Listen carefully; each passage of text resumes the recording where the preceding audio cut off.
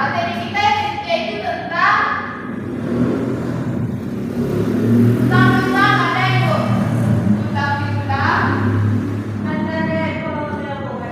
Gadai, sewa.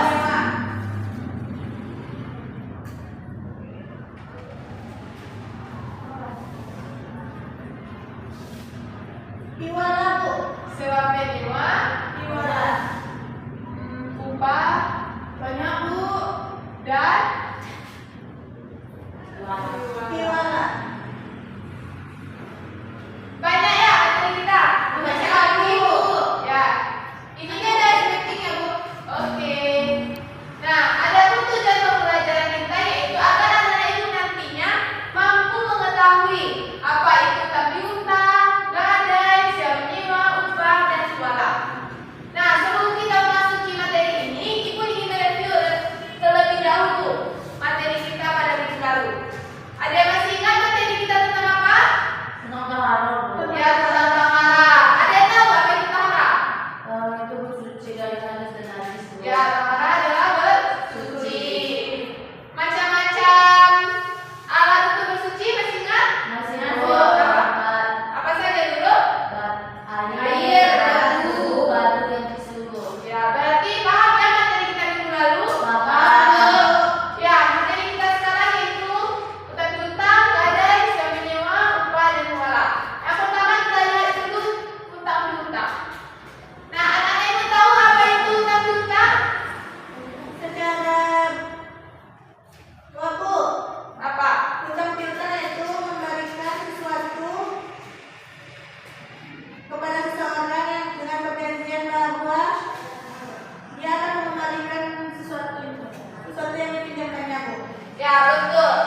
Utang piutang itu memberikan sesuatu kepada orang lain dengan perjanjian bahwa dia akan mengembalikan apa yang diterimanya dalam jumlah yang sama dan dalam jangka waktu yang telah ditetapkan. Nah, ada yang tahu anak Ibu apa dasar hukum tentang utang piutang ini? Tidak, Bu. Tahu Bu?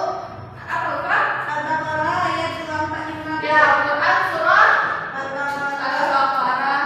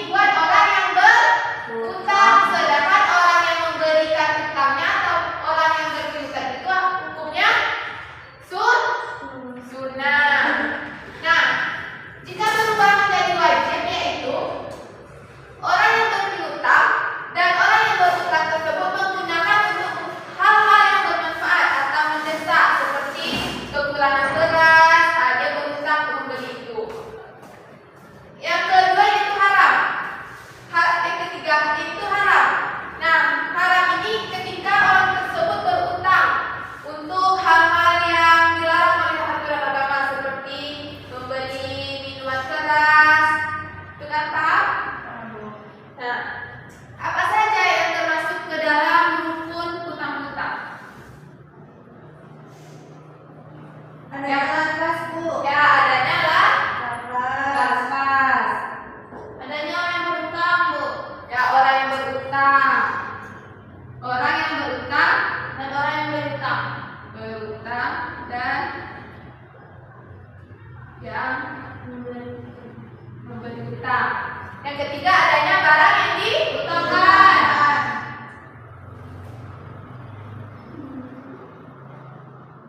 Nah, lafaz ini contohnya si Ulfa adalah orang yang memberi utang, sedangkan Nurul adalah orang yang berutang. Contohnya Ulfa, Nurul, ini kamu saya utangkan sebesar segini dan harus dilunasi pada jangka waktu segini misalnya kan. Terus Nurul berkata kepada Ulfa, baik, di sini saya berutang kepada Ulfa dengan jumlah segini, insya Allah pada tanggal segini akan saya lunasi. Paham? Paham, Bu. Nah, yang kedua yaitu ada gadai. Gadai. Nah, ada yang tahu gadai ini istilahnya apa? Istilahnya itu ada Nah, ada yang tahu apa itu gadai? Pasti pernah dong anak ibu dengar orang yang kebanyakan menggadaikan emas, nggak tahu pengertiannya. Jaminan utang. Ya, jaminan. Nah, gadai ini adalah memberikan sesuatu kepada orang lain sebagai jaminan untuk seseorang tersebut meminjam uang. Nah, apabila orang yang memberikan jaminan tersebut, barang tersebut tidak mampu melunasinya dalam jangka waktu yang telah ditetapkan, maka orang yang menerima jaminan itu boleh menjualnya. Paham? Bu. Tapi jika orang tersebut mampu membayarnya dan barang itu harus dikembalikan. Nah, contohnya permasalahan gadai emas. Ulfa menggadaikan emasnya kepada Nurul dengan tujuan Ulfa mau meminjam uang kepada Nurul. Maka Ulfa menggadaikan emasnya. Namun pada saat di waktu yang telah ditentukan, Ulfa berkata kepada Nurul kalau Ulfa akan membayarnya pada tanggal contohnya 11 Januari. Nah, lewat dari 11 Januari tersebut, apabila Ulfa belum mampu membayarkan uang tersebut kepada Nurul, maka Nurul tersebut boleh menjual emas yang punya Ulfa. Tetapi jika Ulfa mampu membayarnya pada tanggal 11 Januari tersebut, maka semua ada bunganya, sudah lunas, maka Ulfa boleh mengambil emas tersebut. Paham? Paham, Bu. Nah, ada yang tahu apa hukum dari gadai ini?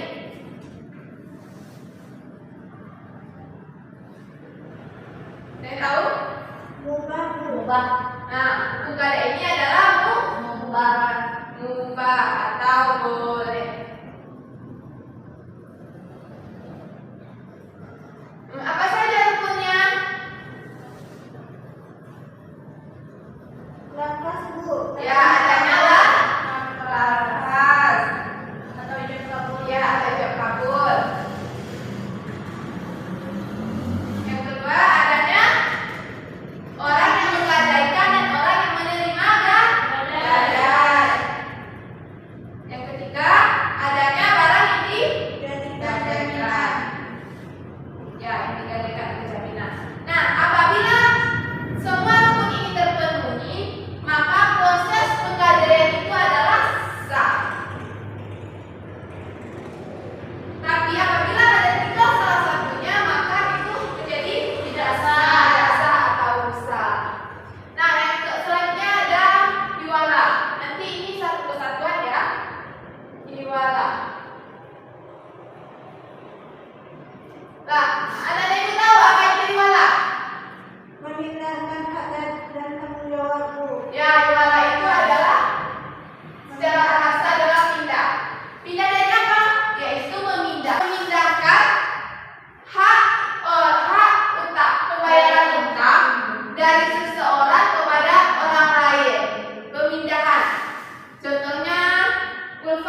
lupa berutang. Nah, terus dipindahkan terlebih dahulu kepada kerabatnya nurul. Tuh, itu disebut dengan diwala. Apa dasar hukum diwala ini? Al-Baqarah Surah 200. Al-Baqarah 282. Baqarah ayat 282. Ada yang bisa membacakan? Bu, ya silakan Zira. Ayo. Perhatikan ya, perhatikan dulu. Buka. Ya, Bu. Semuanya, Bu. Ya.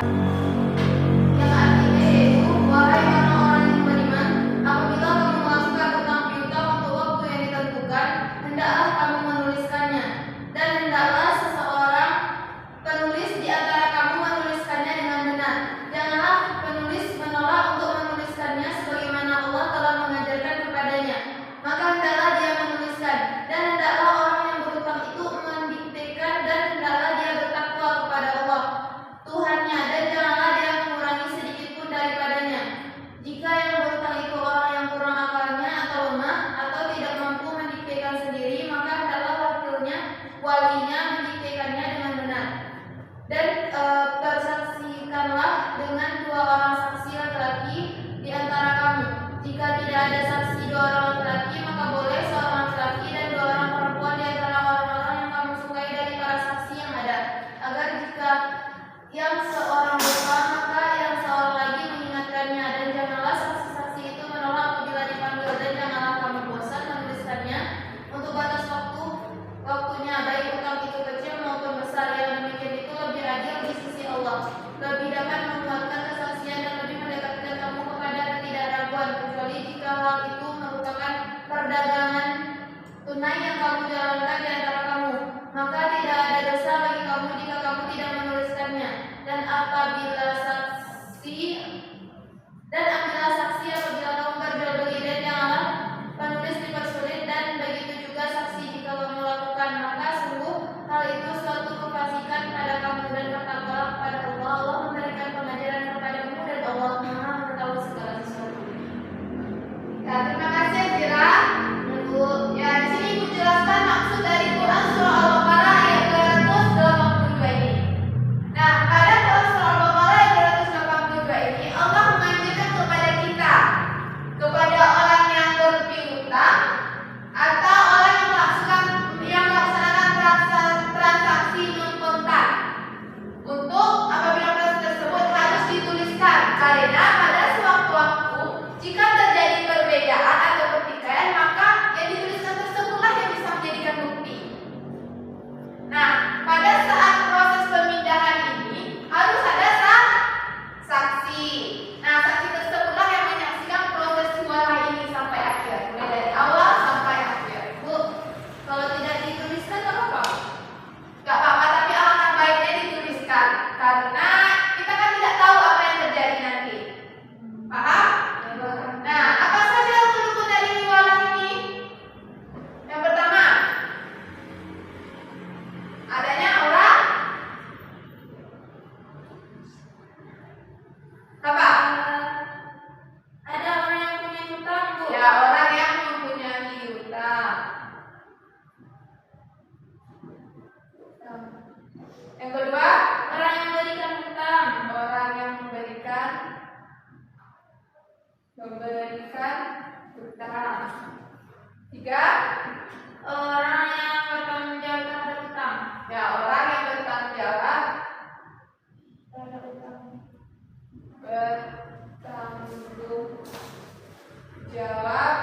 terhadap hutang. Terus ada lagi? Ya, 3 ya. Nah, orang yang mempunyai hutang. Nah, orang yang mempunyai hutang ini tentu tidak semua orang yang bisa berhutang. Apa saja syaratnya? Yaitu yang pertama adalah balik. Jadi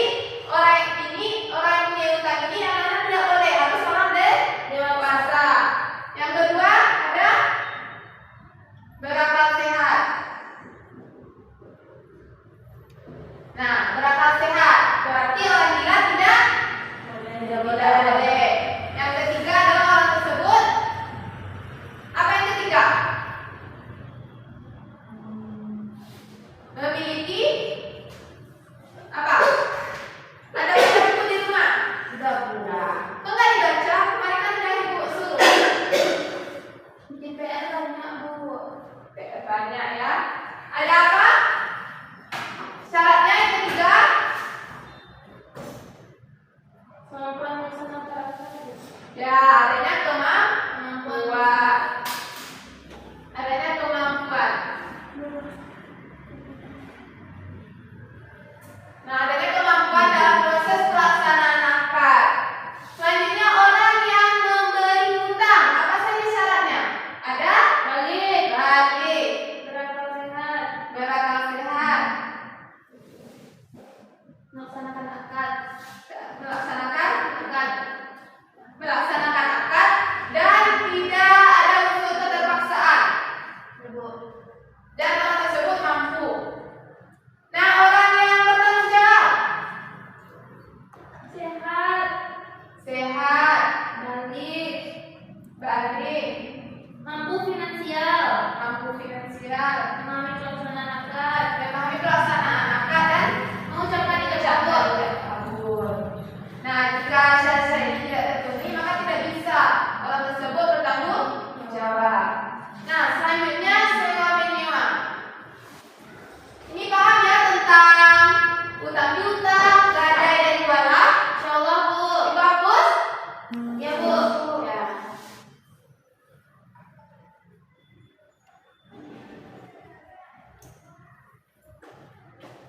Nah, sewa menyewa dan upah. Sewa menyewa dan upah ini merupakan satu kesatuan yang biasa disebut dengan ijarah. Nah, ada yang tahu apa itu ijarah?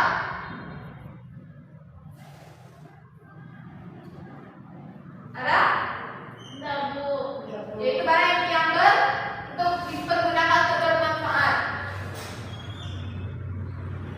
Nah, ijarah inilah yang terbagi menjadi dua, yaitu ada yang bernama ijarah al-manafi atau biasa disebut dengan sewa menyewa. Yang kedua ada apa? Ijarah ala al-mal. Ya, ijarah al-mal atau disebut dengan upah. Nah, yang pertama kita lihat sewa menyewa. Sewa menyewa. Nah, apa itu sewa menyewa? Ulfa? Apa itu sewa menyewa?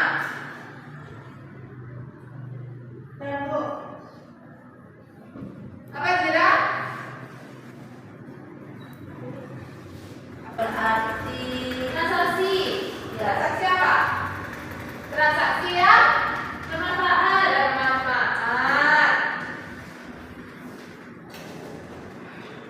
Nanti dibaca-baca lagi ya bukunya di rumah.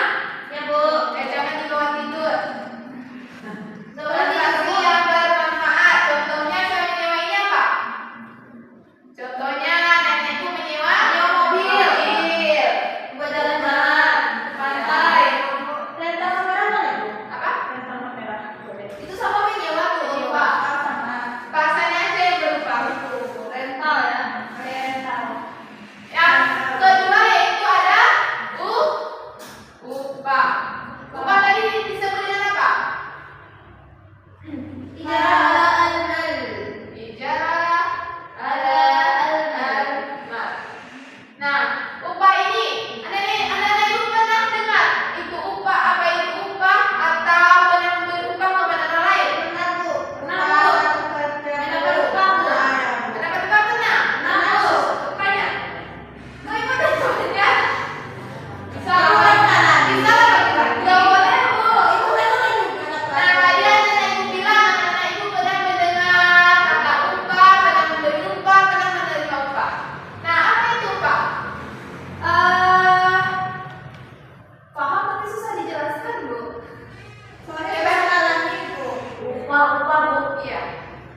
Hak pekerjaan yang harus diberikan sesuai dengan kerjaannya. Iya, Bu. Ya. Ya, itulah bukti. Itu pakai bahasa pribadi, Bu. Ya, upah itu adalah hak seorang pekerja yang harus dibayarkan sesuai dengan pekerjaannya.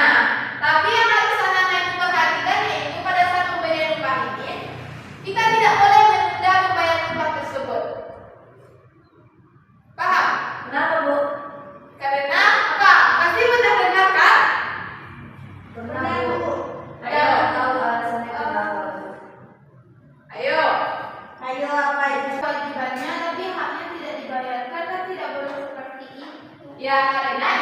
merupakan perbuatan yang tidak baik. artinya.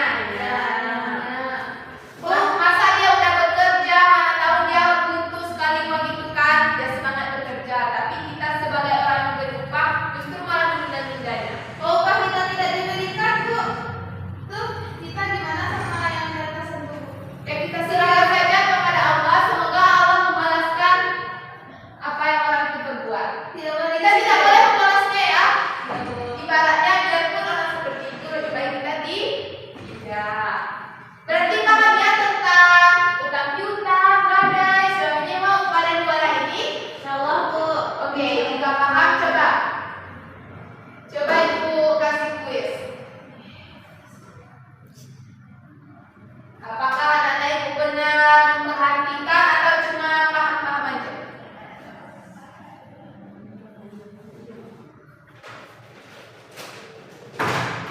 Tadi paham kan? Ini? Paham, Bu. Nah, coba Dira. Sebutkan dasar hukum tentang utang piutang. Dasar hukumnya itu Quran surah Al-Baqarah ayat 245, Bu. Betul ini ya? Yakin? Betul? Betul, Bu. Nah, ya betul. Apa saja rukun tentang hiwala? Rukun hiwala. Ayo, Iska. Wah, Bu. Orang Yang punya hutang, Bu. Ada orang yang punya yang hutang. lain. Wah, Bu. Coba. Ada muhib, Bu. Ada orang yang punya hutang, Bu. Terus? Yang kedua, muhal, Bu. Orang yang memberikan hutang, Bu. Terus? Satu lagi, Bu. Ya ampun. Muhal alai, Bu. Orang Apa yang itu? punya hutang. Ya, ada di 3. Ya, Bu. Nah, apa saja syaratnya? Nurul, apa saja syaratnya? Ada balik. Balik berakal. Orang tersebut mampu. Mampu. Adanya hijaban? Kabul. Paham ya materi kita pada hari ini? Paham. Nah, silakan anak-anak Ibu baca materi buat minggu depan, yaitu tentang Jual beli. jual beli. Ya, tentang jual beli nanti Ibu tanya lagi ya, siapa yang nggak tahu nanti ada hukumannya. Paham? Kabul. Ya, mungkin sampai di sini pembelajaran kita pada hari ini. Ibu tutup pembelajaran kita dengan membaca